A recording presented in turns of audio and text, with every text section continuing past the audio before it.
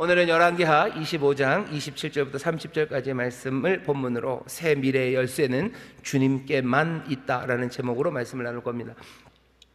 이제 드디어 열왕기하를 마지막으로 읽습니다. 여러분들 열왕기상 처음 시작이 어떻게 시작이 됐는지 아시나요?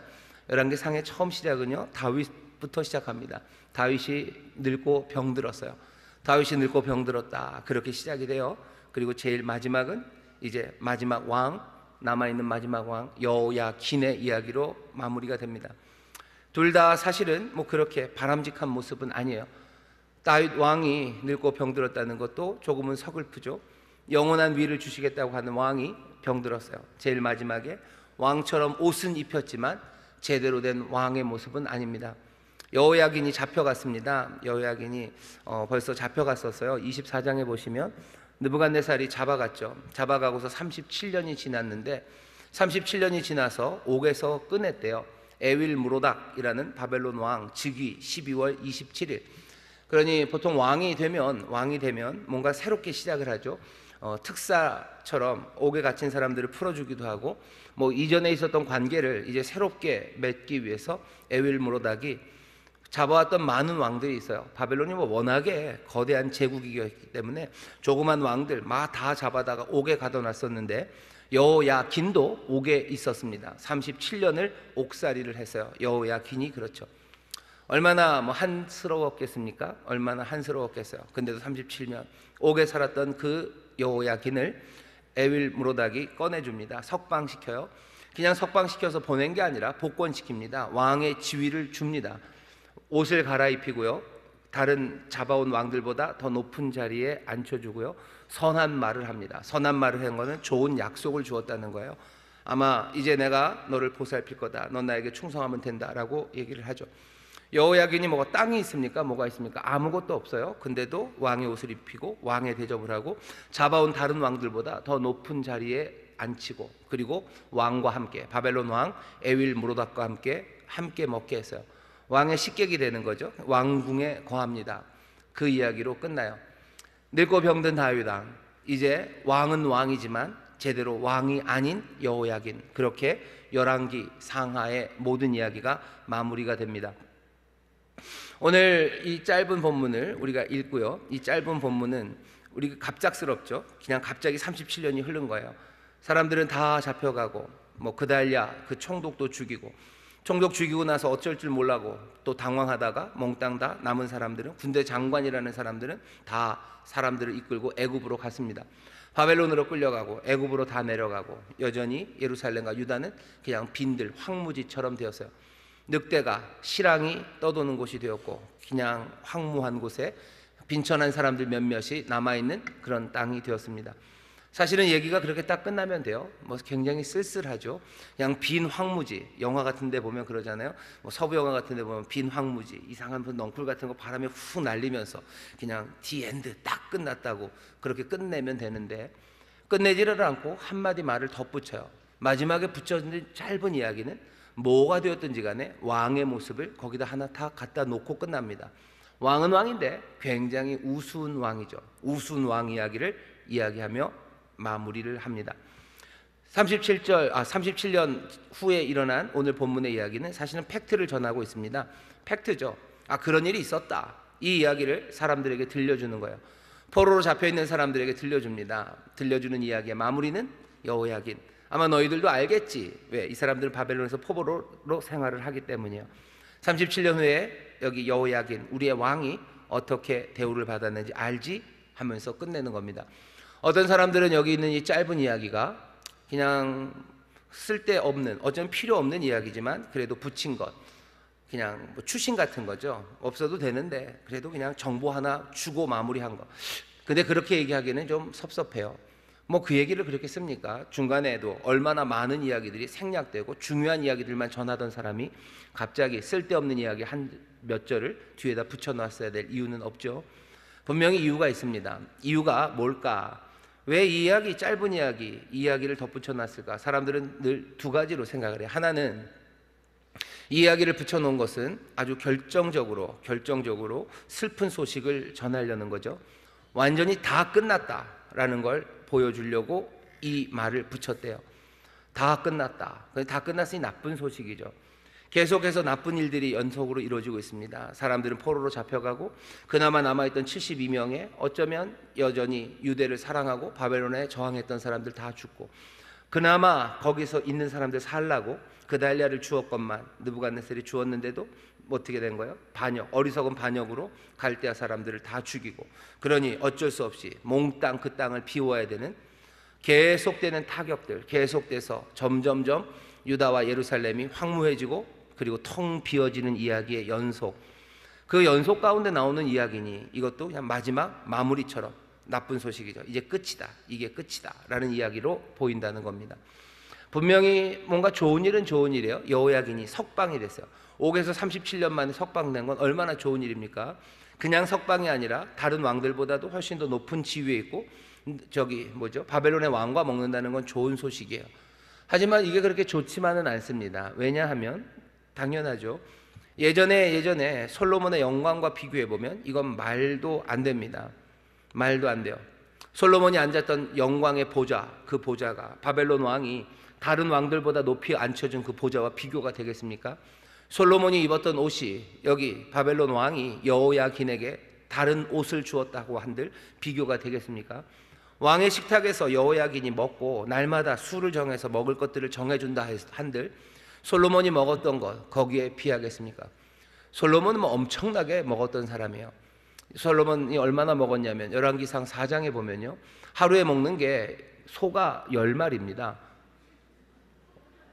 걱정하지 마세요. 솔로몬이 다 먹지는 않아요. 솔로몬 집에 사람이 많아요. 집에 사람이 많습니다. 하루 어쨌든 왕궁에서 먹는 게요, 소가 10마리예요. 이 소는 그냥 소가 아니고요, 아주 특별한 소 10마리. 풀밭에 나는 소는 20마리를 먹어요. 어마어마하게 먹죠. 온갖 노루, 양들, 하루에도 그만큼씩을 먹던 사람이에요. 이 얘기는 솔로몬의 왕궁에서 날마다 잔치입니다. 특별한 소 10마리는 아마 아주 기름기 있게 기른 거겠죠. 그래서 꽃등심을 만들기 위한 소들이고요. 나머지 소들은 약간 좀 또 뻑뻑한 고기 좋아하는 양반도 있을 거예요. 그러니 잘 기른 소 10마리, 초장에 있었던 소 20마리 매번 잡았어요. 노루, 사슴, 온갖 양들, 잔치 날마다 솔로몬은 그 잔치를 벌였어요. 예루살렘은 그 음식 냄새로 가득했습니다. 축제죠. 명절 때 집에 가면 전 부치는 냄새가 나요. 전 부치는 냄새 나고 고기 굽는 냄새 나면 다들 즐겁고 행복하죠. 예루살렘은 그 냄새가 늘 가득했던 곳입니다. 여호야긴이 옥에 갇혔어요. 이제는 왕의 자리에서 먹지만 솔로몬 그 예루살렘에서 그 솔로몬과 왕들이 먹었던 것 거기엔 비교할 수 없어요. 그냥 여기 좋은 옷 입혀놓고 왕좌에 앉혀놨지만 땅이 있습니까? 군대가 있습니까? 아무것도 없어요. 어떻게 보면 이건 조롱하는 거예요. 왕입니까? 왕 아니죠. 땅이 있어야죠. 군대가 있어야죠. 백성이 있어야죠. 아무것도 없는 왕 하나를 거기다 세워놔요. 옛날에 일본이 만주국 푸이를 황제로 앉혀놨을 때 그런 것 같아요. 푸이가 왕좌에 앉아 있습니다. 그게 왕입니까? 그건 조롱하는 거예요. 어쩌면 여호야긴 이거 조롱받고 있는 것 아닌가. 여러분들 박물관에 가면 옛 왕조의 사람들이 이렇게 밀랍 인형처럼 앉아 있어요. 밀랍 인형처럼 왕의 옷을 입고 왕좌에 앉아 있지만 아무것도 아니라는 것, 그건 그 왕조는 끝났다는 얘기예요. 왕조가 끝났으니 아무것도 없으면서도 그렇게 놀리면서 옷을 입혀놓을 수 있는 거죠. 아예 전쟁 중이면 그렇게 못합니다. 전쟁 중이면 다른 나라가 그 나라의 왕을 옷을 입혀서 거기다 앉혀놔? 아니요, 다 끝났죠. 그러니 그냥 박물관처럼 인형처럼 거기 아무것도 아닌 양 여호야긴을 그곳에 둔 것일 수 있어요. 조롱이죠. 웃음거리입니다. 끝난 거죠. 끝이죠. 이제 다 끝났으니 박물관의 왕처럼 거기다 놓은 거죠. 혹시 어쩌면 뭐라도 있었으면 계속 가둬놨을 텐데 이제는 가둬놓을 필요도 없는 거예요. 가다 놓고 왕의 에윌무로닥이 자기 폼 잡고 그냥 왕, 난 옛 유다의 왕을 이렇게 대접한다. 이래도 상관이 없어요. 왜 이런다고 해서 유다가 뭘 할 것도 아니고 여호야긴이 뭘 할 것도 아니에요. 얘네들 완전히 끝났다는 표시. 여기 여호야긴을 에윌무로닥이 이렇게 대접하고 이렇게 한 것은 결국은 다 끝났다는 얘기 아니냐. 그냥 거기서 그냥 잘 먹고는 사는 거죠. 감옥에는 안 갇히고 잘 먹고 사는 것. 이것이 더 끝이 될 수 있는 이유는요, 열왕기서가 계속해서 우리에게 알려줬던 사실 하나 때문입니다. 이미 포로가 되었을 때 어떻게 될 건지 솔로몬이 기도하면서 또 하나님이 자기의 뜻을 알리셨어요. 굉장히 슬픈 말씀입니다. 하나님 앞에 불순종해서 하나님 말씀대로 안 들으면 하나님이 포로로 잡혀가게 하신다고 하셔서요. 포로로 잡혀간다는 건 얼마나 말을 안 들었으면, 얼마나 하나님 앞에서 죄를 범했으면 하나님이 이 사랑하던 약속을 주신 민족을 포로로 보내겠습니까? 포로로 갔어요. 그럼 그 다음엔 어떻게 될 것 같으셔요? 여러분들, 제가 읽겠습니다. 열왕기상 8장 46절서부터 50절까지요. 전에도 우리가 읽었지만 이번에 한번 잘 들어보십시오. 드디어 정말로 포로로 잡혀간 상황이 되었습니다. 8장 46절부터 제가 읽겠습니다. 범죄치 아니하는 사람이 없사오니 저희가 주께 범죄함으로 주께서 저희에게 진노하사 저희를 적국에게 붙이심에 적국이 저희를 사로잡아 원근을 물론하고 적국의 땅으로 끌어간 후에 저희가 사로잡혀 간 땅에서 스스로 깨닫고 그 사로잡은 자의 땅에서 돌이켜 주께 간구하기를 우리가 범죄하여 패역을 행하며 악을 지었나이다 하며 자기를 사로잡아간 적국의 땅에서 온 마음과 온 뜻으로 주께 돌아와서 주께서 그 열조에게 주신 땅 곧 주의 빼신 성과 내가 주의 이름을 위하여 건축한 전 있는 편을 향하여 주께 기도하거든. 솔로몬이 지금 하나님 앞에 기도하는 거예요. 성전을 짓고서 우리 백성들이 잘못해서 적국을 전리 끌려가서 거기 있을 때 그 땅에서 제대로 회개하고 그 마음을 돌이켜서 하나님을 향하고 끌려간 그곳에서 여기 이곳 예루살렘을 향하여 이 성전을 향하여 주 앞에 간절히 회개하고 기도하거든. 그 다음에 뭐라고 나올 것 같으세요? 그 다음에 뭐라고 나올 것 같으세요? 49절입니다. 주는 계신 곳 하늘에서 저희 기도와 간구를 들으시고 저희의 일을 돌아보옵소서. 분위기가 좋아요. 그 다음에 50절입니다. 주께 범죄한 백성을 용서하시며 주께 범한 그 모든 허물을 사하시고 저희를 사로잡아간 자의 앞에서 저희로 불쌍히 여김을 얻게 하사 그 사람들로 저희를 불쌍히 여기게 하옵소서. 솔로몬이 하는 기도를 보셔요. 이 기도 보셔요. 솔로몬은 지혜롭습니다. 안 되는 건 알아요. 우리가 적국에 끌려갔어요. 그건 벌써 망한 거죠. 끌려가서 거기서 전심으로 회개하고 주님 말씀 앞에 순종하며 살거들라. 어떻게 해달라는 거예요? 주님은 이 사람들 용서하시고 우리를 용서하셔서 원래 땅으로 돌려보내요. 원래 땅에 돌려보내서 영광으로 살게 하셔? 아니요, 벌써 끝난 거예요. 그냥 그 사람들에게 불쌍히 여김을 받게 하셔서 그냥 저 사람들이 그 바벨론 사람들이면 바벨론 사람들이 이 사람들을 불쌍히 여기게 하옵소서. 그냥 그 땅 사람들에게 긍휼을 받고 그 땅 사람들의 자비를 얻어 그냥 거기서 사는 대로 그냥 평안이라도 살게 하옵소서라고 지금 솔로몬이 기도하는 겁니다. 솔로몬의 기도는 아주 뭐라 해야 될까요? 은혜를 구하는 거예요. 하지만 은혜를 얼만큼 구해야 되는지 솔로몬은 압니다. 하나님이 괜히 쫓아내신 것 아니죠. 괜히 버리신 것 아니죠. 우리를 그렇게 버리셨으면 사실은 끝입니다. 솔로몬이 구하는 은혜는 뭐냐? 그게 끝이어도 하나님 은혜를 베푸셔서 조건은 하나 있어요. 우리 이 백성이 끌려간 그 땅에서 정말로 주께 돌아와서 회개하고 정말로 하나님 말씀을 순종하며 살거들라. 그것도 아니거든. 그냥 내버려 두실 수밖에 없죠. 쫓겨나셨을 땐 그런 거죠. 한 번 하나님의 마음을 먹어서 보내셨는데 그걸 뭐 어떻게 하시겠습니까마는 그래도 이 백성이 혹시라도 회개하고 돌아서서 하나님 앞에 순종하고 이전과 이곳을 향하여 하나님 앞에 간절히 기도하거들라. 하나님 뭐 해달라는 거예요? 그냥 용서는 해주시고 용서해주시고 그래서 바라는 바는 이 땅에 있는 바벨론이면 바벨론 그 사람들에게 불쌍히 여김을 받아 그냥 그런 대로 이러저러 이러구러 거기서 평안이라도 살게 하옵소서가 솔로몬이 하는 기도입니다. 솔로몬이 하는 기도예요. 솔로몬은 우리가 거기 갔으면 회개하고 그러걸라. 그 다음에 기대가 되죠. 우리를 다시 회복시키고 이 땅으로 돌아오게 하옵소서. 어떻게 그 말을 합니까? 약속은 뭐였는데요? 약속은 순종하면 복 주고 하나님 앞에 불순종하면 저주였어요. 이 은혜로운 약속이에요. 이 약속을 하나님이 주시는 은혜입니다. 누가 그런 약속을 얻습니까? 이 약속을 얻어 살다가 하나님 앞에 불순종하고 말도 안 되게 이 능력과 자비 하나님을 배신한 사람들 버림받는 게 당연해요. 적국으로 끌려가는 게 당연해요. 이 땅에 살 수 없어요. 거기면 끝이죠. 솔로몬이 구한 은혜는 그냥 끌려간 그 땅에서 그러나마 그래도 평안히 살게 해주시기를. 조건은 하나, 그 사람들이 거기서 회개하고 전심으로 주께 돌아와서 주 앞에 기도하거든요. 그냥 그 정도는 해주시기를, 그 정도 해달라고 지금 기도하는 겁니다. 범죄한 백성 용서하시고 주께 범한 그 모든 죄 사하시고 사로잡아간 그 땅에서 불쌍히 여김을 얻게 해달라고, 그냥 저희들 그냥 돌봐라도 주시라고, 그냥 좀 돌봐주시기를 기도할 뿐입니다. 오늘 우리가 읽는 이 열왕기 상하는 뭐 그런 그 틀 안에 있어요. 하나님이 약속하셨고 하나님 약속을 다 지키셔서요. 떠나 보낼 만하니 떠나 보내신 것 같아요. 그러면 끝인 거죠. 끝. 그 다음에는 그냥 잘 돌봐주는 거, 그거밖에 안 남았어요. 여호야긴이 지금 얻은 일은 뭐죠? 석방되고 그냥 잘 먹습니다. 석방되고 잘 먹었다는 것, 이게 뭐예요? 그냥 회색이죠. 이 사람들의 미래는 이제 거기서 살아갈 거예요. 거기서 그냥 그 땅 사람들이 불쌍히 여김을 받으면서 그냥 거기서 이러구러 살아가는 거죠. 거기서 그냥 그렇게 살아가는 것, 그것이 이 사람들의 미래입니다. 미래는 장밋빛 아니에요. 그냥 회색 암울합니다. 거기서 그냥 그렇게 쓰러져 살아가는 것, 그때까지 돌봐주시기를 솔로몬이 기도했고, 여호야긴에게 지금 일어나는 일은 그 미래가 이제 온 거예요. 사실은 감사하죠. 옥에 있었던 것들을 건져냈어요. 에윌 무로닥의 자비를, 긍휼을 받은 거예요. 그 땅의 긍휼을 받아서 그냥 살아가죠. 이게 소망입니까?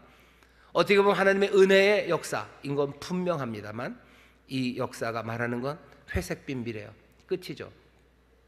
바벨론에서 그냥 그렇게 사는 거죠. 그렇게 살다가 쓰러져 가겠죠. 그나마 계속해서 하나님 앞에 회개하고 하나님을 향해서 기도한다면 그냥 거기서 그렇게 살게는 해주시겠죠.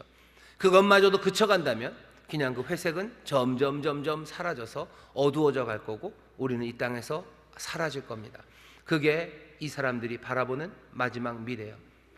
결국은 열심히 해봐야 남는 건 회색빛입니다. 그냥 그 땅에서 불쌍히 여김을 받으며 살아가는 겁니다. 끝이라는 이야기가 얼마나 더 암울합니까? 여호야긴이 풀려났다는 이야기가 어쩌면 그냥 나쁜 소식이에요. 정말로 끝이구나. 남은 은혜, 하나님은 그냥 남은 불쌍히 여김, 그 간구에 그냥 응답하시며 그렇게 스르르 페이드 아웃이죠. 점점 어두워져 가는구나. 역사의 종말, 어쩌면 자기들이 하나님의 백성으로 살아가는 모든 기대가 이제 쓰러져 갔다는 것을 여호야긴이 보여줄 수도 있는 겁니다. 안 됐었죠. 요시아의 개혁으로도 안 됐었어요. 유다는 하나님 앞에서 버림받았어요. 끝이에요. 완벽한 회개와 순종, 요시아의 그것으로도 안 됐어요. 그러니 끝이죠. 오늘 이 말씀을 읽으면 끝인가 보다 라고 생각이 돼요. 하지만 그렇게 읽을 것만은 아닙니다. 설교가 끝난 거 아닙니다. 시간을 보셔요. 아직 시간이 많이 남았잖아요. 이렇게 읽을 수 있어요. 많은 사람들이 이렇게 읽습니다. 그리고 이게 말이 된다고 생각해요. 하지만 그렇게만 읽을 거는 아니에요. 왜냐하면 열왕기 상하 그 전체 이야기에서 아직 하나 설명되지 않은 것, 그리고 아직 이루어지지 않은 게 하나 있어요. 뭔가 감춰진 목소리예요. 하지만 이 목소리는 한 번도 폐기된 적이 없는 목소리입니다. 열왕기 상하 그 말씀 안에는 죄에 대한 보응, 순종에 대한 축복이 늘 함께 있었어요. 죄를 지었으니 하나님이 보응하신 겁니다. 아합의 죄에 대해서 하나님이 물으셔요. 더딜지라도 분명히 물으셔요. 결국은 쌓아놓은 그 악들이 이스라엘을 아수르에게 멸망당하겠고, 유다 그 쌓아놓은 악들이 수많은 선지자들이 뭐라고 했을지라도 그렇게 하나님의 말씀에 불순종하는 왕들과 그 백성들을 통해서, 그리고 결정타는 므낫세가 매겼죠. 므낫세의 그 악의 충만함에 하나님께서 그대로 보응하십니다. 하나님이 순종하는 자들에게 복을 주셨고요, 모든 죄에 보응하셨는데 열왕기 상하가 보여주는 건 죄의 보응이 특별해요. 왜? 사람들이 너무 많이 죄를 지었기 때문입니다.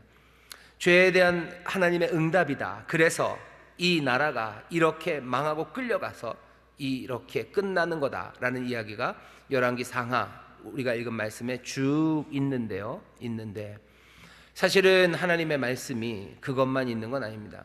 죄에 대해서 내가 보응하겠다라고 말씀하신 말씀만 있는 건 아니에요. 죄에 대해서 보응하겠다는 말씀은 분명하게 이루어졌어요. 뭐 더 어떻게 할 수 없을 만큼 철저하게 하나님이 그 일을 이루셨어요. 그런데 열왕기 상하 여기에 있는 말씀 중에 아직 이루어지지 않은 것, 우리가 분명히 들었지만 확인되지 않은 것이 하나 있습니다. 뭐냐 하면 다윗의 후손들에게 하나님께서 주셨던 약속이에요. 예루살렘에서의 통치가 영원할 거라고 하나님이 약속하셨었어요. 계속해서 나옵니다. 예를 들어 볼까요? 열왕기 하에서도 8장 19절 보면, 제가 읽어보겠습니다. 열왕기하 8장 19절 보면 18절부터 읽겠습니다. 저가 이스라엘 왕들의 길로 행하여 아합의 집과 같이 하였으니 이는 아합의 딸이 그 아내가 되었습니다. 저가 여호와 보시기에 악을 행하였으나 여호와께서 그 종 다윗을 위하여 유다 멸하기를 즐겨하지 아니하셨으니 이는 저와 그 자손에게 항상 등불을 주겠다고 허하셨음이더라. 항상 다윗의 자손에게 등불을 주겠다고 하나님이 허하셨어요. 그렇게 말씀하셨어요. 하나님이 이 약속을 잊지 않으셔요. 그리고 이 약속을 지키겠다고 얘기하셨어요. 그런데 이 약속도 내가 버렸다라는 이야기는 없습니다. 죄를 지으면 벌 준다라는 그 틀에 따라서 하나님은 유다를 깨뜨리셨어요. 하지만 다윗의 왕위를 영원하게 하겠다, 네 왕이 이 예루살렘에서 영원히 다스리겠다 하고 하셨던 말씀, 내가 이 말도 집어 던진다라는 이야기는 하신 적이 없어요. 죄에 대해서 봉하신다는 말씀은 그대로 이루셨어요. 그렇다면 항상 다윗의 왕위가 예루살렘에 있을 거라는 그 약속은 어떻게 된 겁니까? 이 약속도 이루어져야 되는 것 아닙니까? 다윗을 통해서 하나님께서 큰 역사를 이루시고 또 다윗의 위를 계속 이으셔서 다윗의 자손 중에 위대한 왕이 모든 것들을 통일하고 또 하나님의 뜻을 이룰 거라는 그 약속은 어디로 간 거예요? 우리는 중간에서 잃어버렸어요. 그 얘기를 잊어버린 것 같아요. 하지만 가만히 들어보면 아직 그 이야기는 마무리가 없습니다. 하나님이 범죄한 나라에 대해서 치신다는 이야기는 분명히 지키셨어요. 그런데 다윗, 예루살렘에서 영원히 통치하겠다는 그 약속은 어디로 사라진 거죠?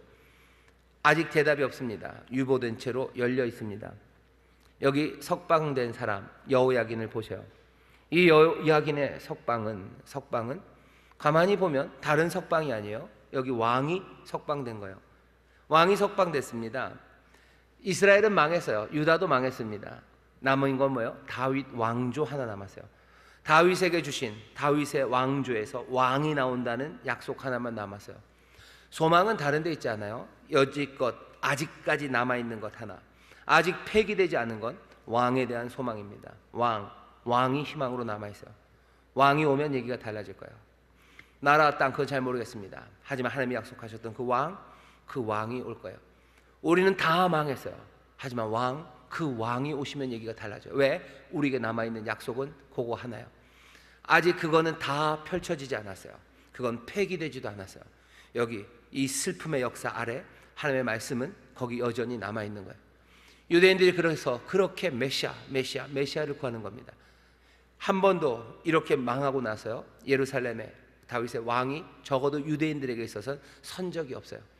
하나님의 약속이 오래 벌써 2000년 이상을 이 사람들을 기다리고 있습니다. 2000년 이상을 기다리고 있어요. 왕이 오실 거예요. 메시아가, 그리스도가 올 거예요.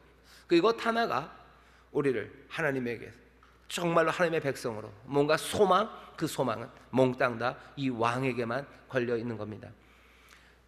이 소식 하나가 남아 있습니다. 다윗 왕조는 어떻게 그러면은 회생이 됩니까? 어떻게 회생이 돼요? 인간의 순종 그리고 회개 그런 거에 달려 있지 않습니다.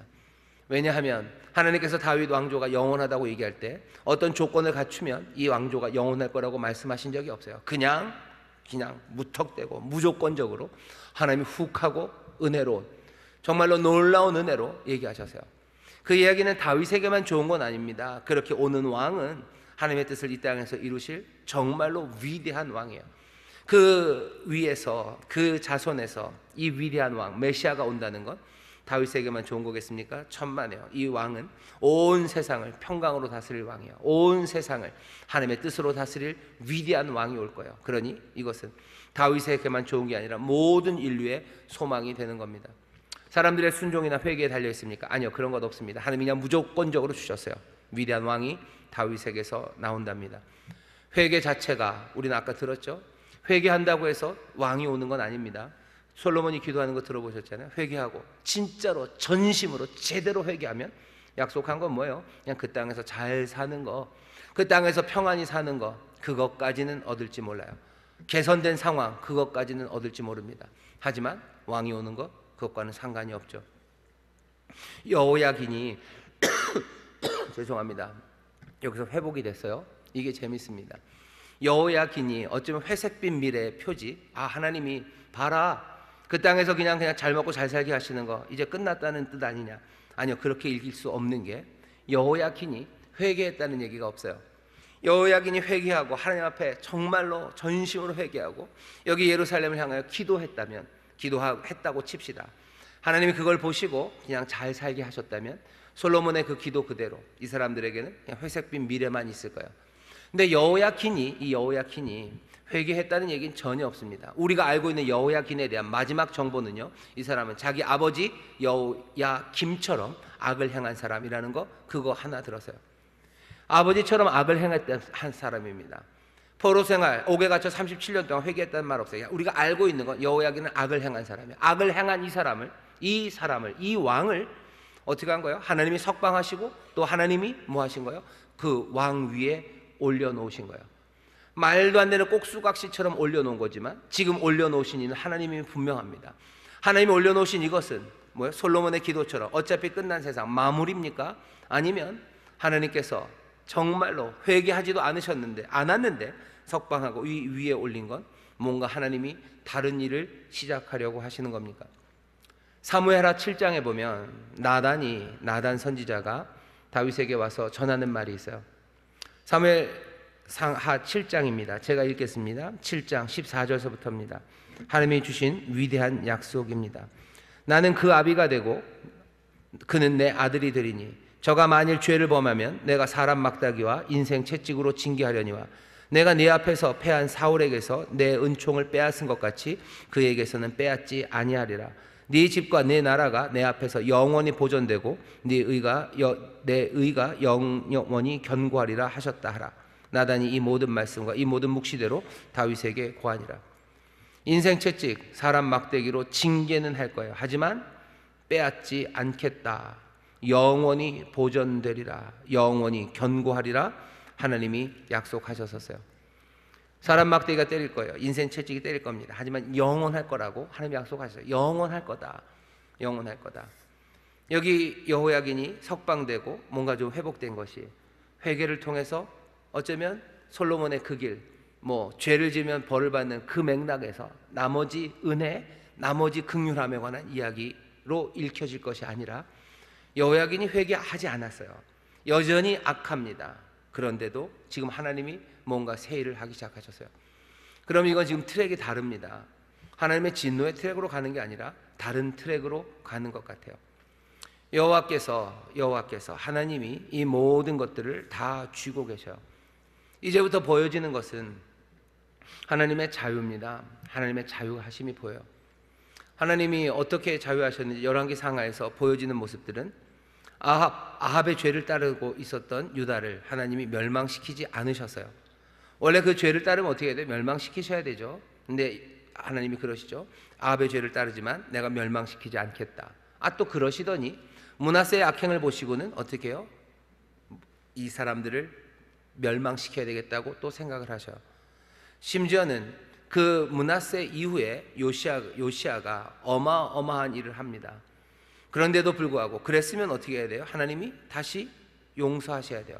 왕이 돌아서고 백성들이 온전하게 회개합니다. 마음을 다하고 성품을 다하고 힘을 다해서 하나님 섬깁니다. 그럼 어떻게 해야 돼요? 하나님은 돌이키셨어야 돼요. 하지만 하나님은 이번에는 돌이키지 않으십니다.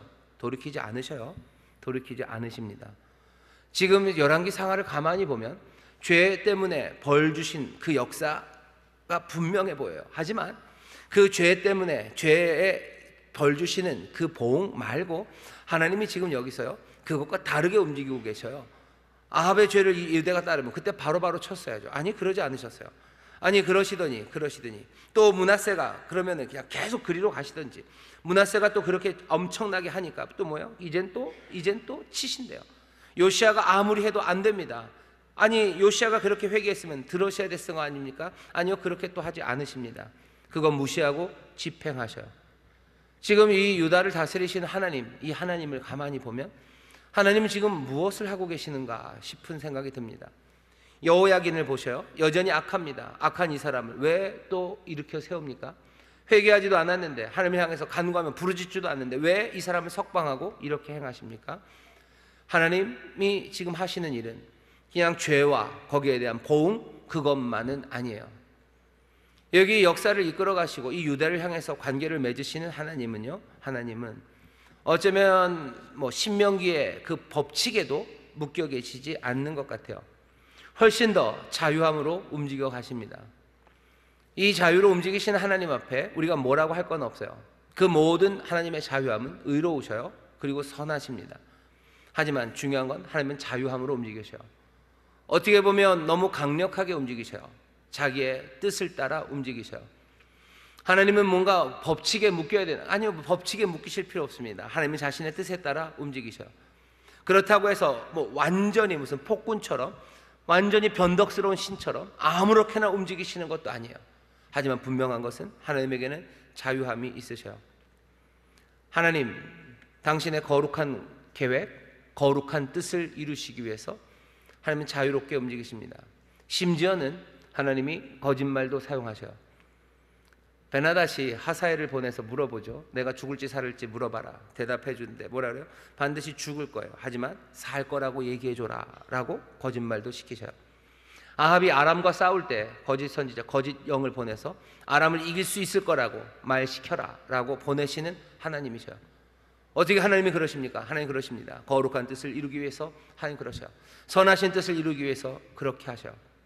이분은 놀라우신 하나님이요, 이 놀라우신 하나님은 의를 이루십니다. 이 놀라우신 하나님은 선을 이루셔요. 그 일에 하나님은 자유로우셔요. 아주 자유롭게 그 일을 하십니다. 베나닷을 죽게 만들고 하사엘에게 거짓말하게 하신 것, 하나님께서 아람을 치시려는 아람의 죄 그리고 아람의 악을 하나님이 갚으시려는 하나님의 선하시며, 아합이 아람 군대와 싸울 때 힘차게 나가서 거기서 죽게 만드시는 것, 하나님의 의입니다. 하나님의 의예요. 하나님의 뜻이, 하나님의 선하심을 이루시는 그 일에 하나님 거짓말 하시는 것에 대해서 그것 때문에 괴로워하시고 그것 때문에 어쩔 줄 몰라 하지 않으셔요. 하나님이십니다. 자유하심으로 일을 하셔요. 선하신 하나님, 거룩하신 하나님, 위대하신 하나님, 그 뜻을 이루기 위해서 하나님은 자유함으로 움직여 가십니다. 다윗과 다윗의 왕조에 약속을 베푸셨어요. 그 약속을 베푸셨어요. 그 약속을 하나님이 이루어 나가시는데 하나님이 거침이 없으십니다. 법칙대로 되는 것은 아니에요. 요시야를 보셔요. 요시야가 그렇게 했는데도 어떻게 하나님이 돌리십니까? 아니요, 그때 그렇게 하지 않으셨어요. 분노를 꺾지 않으셨어요. 그렇게 하면 당연히 하나님의 분노는 그쳐야 됩니까? 아니요, 하나님 그러지 않으십니다. 하나님의 선하신 뜻을 위해서 움직여 가셔요. 하나님께서 지금 우리 앞에 이 이야기를 들려 보이시는 이유는 우리 앞에 정말로 하나님이 행하실 놀라운 섭리들, 그 섭리들을 감추어 두고 계실지 모른다는 거예요. 우리가 하나님을 믿을 때는요, 하나님의 선하심 그리고 하나님의 자유하심을 믿어야 돼요. 하나님이 뭔가 교리적으로 그 원칙적으로 움직이신다라고 했을 때 우리의 소망은 꺾입니다. 얼만큼 꺾여요?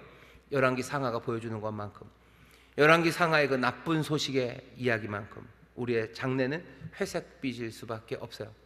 하지만 우리에게 소망이 있는 이유는 하나님께서 놀라운 섭리를 감추어 두시고 그것을 자유함으로 행하실 수 있기 때문이에요.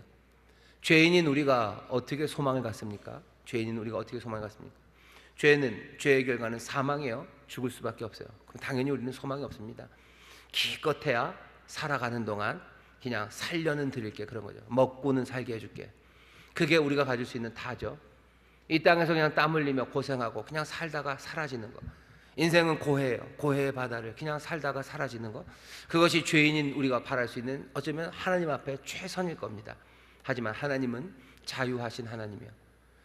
죄로 죽을 수밖에 없는 우리를 위해서요, 우리에게 합당하지 않은, 하지만 하나님이 자유하심으로 하실 수 있는 놀라우신 은혜와 우리는 상상도 할 수 없는 지혜와 그 의로우심으로 하나님은 새 역사를 이루시는 분이셔요.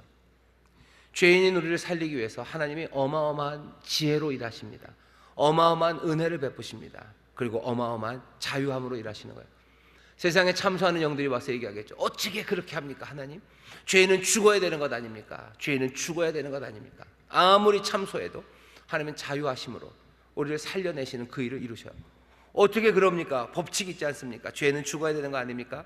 하나님 그것들을 뛰어넘으신 하나님이요, 죄인을 살리셔요. 하지만 그 살리시는 그 일이 의로우셔요. 그 일이 선하셔요. 그리고 그 일이 아름답고 놀랍습니다. 하나님은 그 능력과 한이없는 은혜와 그 지혜와 의로우심 가운데 자유함으로 움직여 가시는 그런 하나님입니다. 포로로 잡혀가 있는 사람들, 그 잡혀가 있는 사람들은 바랄 수 있는 건 하나밖에 없어요. 하나님이 우리에게 어떤 미래를, 어떤 놀라운 미래를 주실지 기다리는 것밖에 없어요. 어떻게 하실지 모릅니다. 그러니 믿는 거예요. 그냥 믿는 거죠. 하나님을 믿습니다. 그리고 기다려요. 하나님께서 어떤 미래를 주실지를 소망해요. 우리가 알 수 없고 볼 수 없는 것들, 그렇기 때문에 소망하는 거예요. 그러니 믿는 겁니다. 믿고 우리는 기다립니다. 믿고 기다리면 어떻게 살아요? 믿음의 순종으로 사는 거예요. 믿음의 순종이에요. 내가 이 말씀대로 살면, 이 말씀대로 살면 하나님이 반드시 어떻게 해주신다. 아니, 그런 것 없어요. 뭔가 법칙의 순종이 아니에요. 규칙의 순종이 아니에요. 어쩌면 그런 순종이 아니라 우리는 어떤 순종으로, 포로들은 무슨 순종으로 사는 것밖에 안 남았어요? 믿음의 순종밖에 없어요. 우리가 하나님 말씀대로 산다고 해서, 이제 와서 산다고 해서 하나님이 다시 약속을 지켜야 되니까 말도 안 되죠. 말도 안 됩니다. 하지만 우리는 그냥 믿음으로 순종하는 거예요. 하나님께서 이거 말고, 이 약속은 깨졌지만 그냥 우리는 하나님의 약속 하나 알아요. 아직 폐기되지 않은 것 안에 그 일이 어떻게 이루어질지 우리는 몰라요. 하지만 다윗의 위를 영원하게 하신다고 하셨으니 하나님의 왕이, 새 왕이 온다는 것, 그 왕이 오시면 뭔가 달라질 거라는, 어쩌면 막연한 하지만 분명한 소망의 믿음으로 하나하나 순종의 삶을 살아가는 것, 그것이 포로들이 해야 될 일이에요. 하나님을 믿으며 그 왕이 오시기를 기다리며 믿음으로 삽니다. 내가 정직하게 잘 살면 우리가 정직하게 살면 하나님이 우리를 그 땅에 보내주실 거야. 아니, 그딴 생각 없습니다. 그딴 생각 없어요. 그냥 믿음으로 살 뿐이에요. 왕이 오시기를 믿으며 삽니다.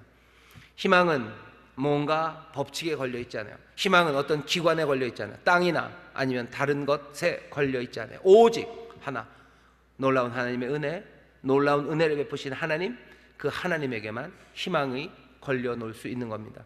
오늘 설교의 제목이 그래서 그렇습니다. 열쇠는 오직 주님만이요, 새 미래의 열쇠는 주님께만 있습니다. 내가 순종하면 미래가 열립니까? 천만에. 내가 거짓말 안 하고 착하게 살면 미래가 열립니까? 천만에. 그렇게 되지 않습니다.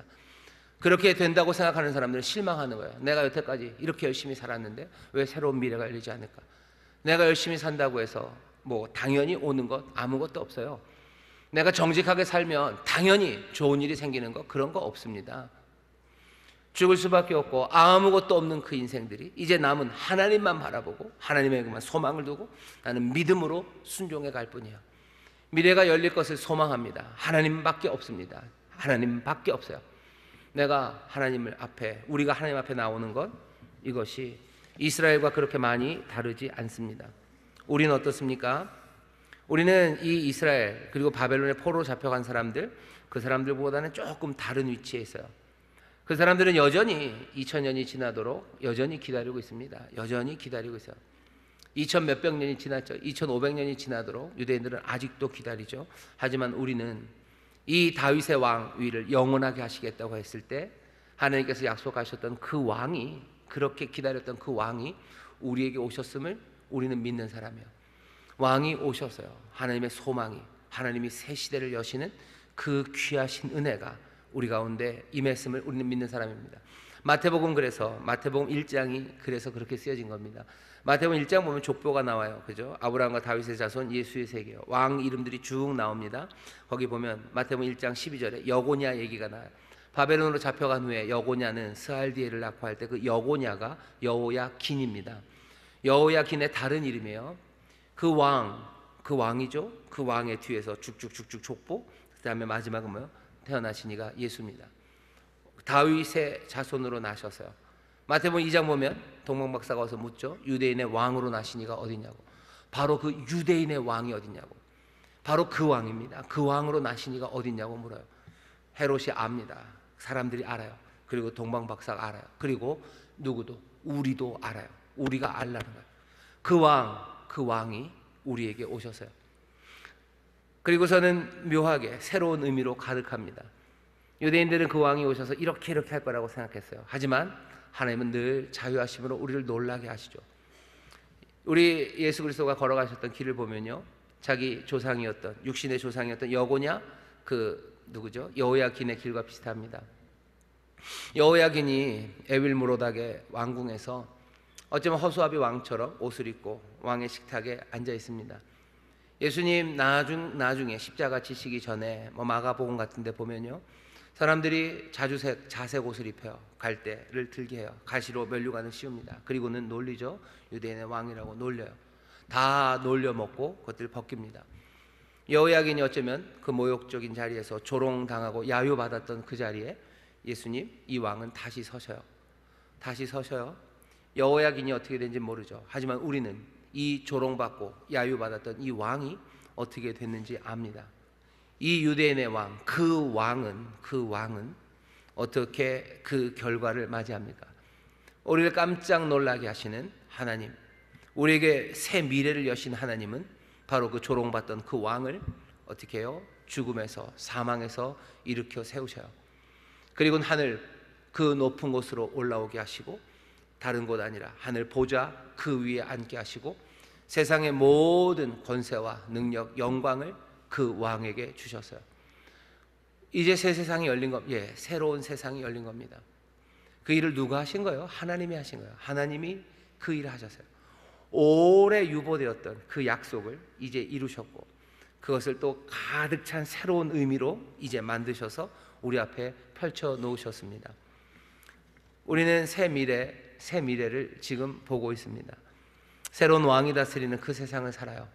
우리는 어느샌가 하나님의 백성이 되어 있고요, 하나님의 자녀로 살아갑니다. 구약에서 말했던 모든 하나님을 향한 충성과 하나님이 주셨던 모든 복과, 그것은 더 풍성하고 새로운 의미로 우리 가운데 다가와요.